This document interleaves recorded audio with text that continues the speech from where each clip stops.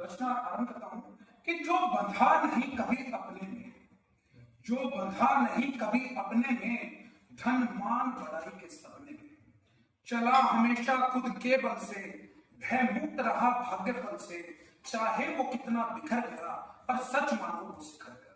और सच श्री राम कथा का मर्म यही है, श्री राम कथा का मर्म यही है, हर सूरवीर का धर्म यही है। राम चाहते तो ठहर जाते, राम चाहते तो ठहर जाते, क्यों वन में इतना दुख पाते, रुक कर वही राजा बन जाते, पर रामचंद्र क्या बन पाते, पर रामचंद्र क्या बन पाते।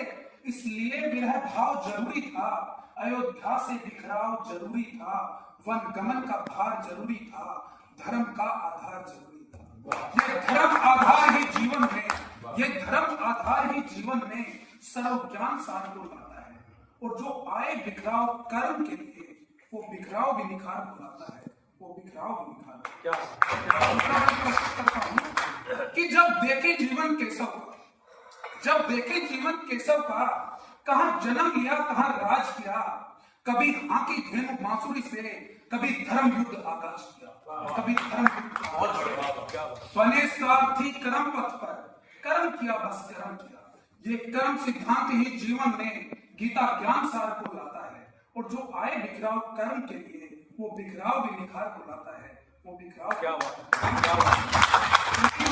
करता हूं कि अब आओ चले बुद्ध की ओर, कि अब आओ चले बुद्ध की ओर, ज्ञान मीमांसा शुद्ध की ओर। एक अंगुलीमाल हत्यारा था, जाने कितनों को मारा, एक अंगुलीमाल हत्यारा था, जाने कितनों को मारा था।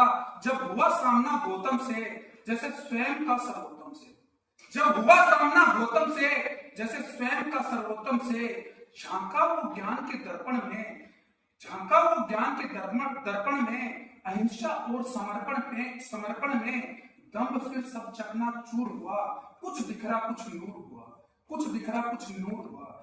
ये ज्ञान बिखराव ही जीवन में, ये ज्ञान बिखराव ही जीवन में सर्वबोधि ज्ञान को लाता है। और जो आए बिखराव कर्म के लिए, वो बिखराव भी निखार को लाता है।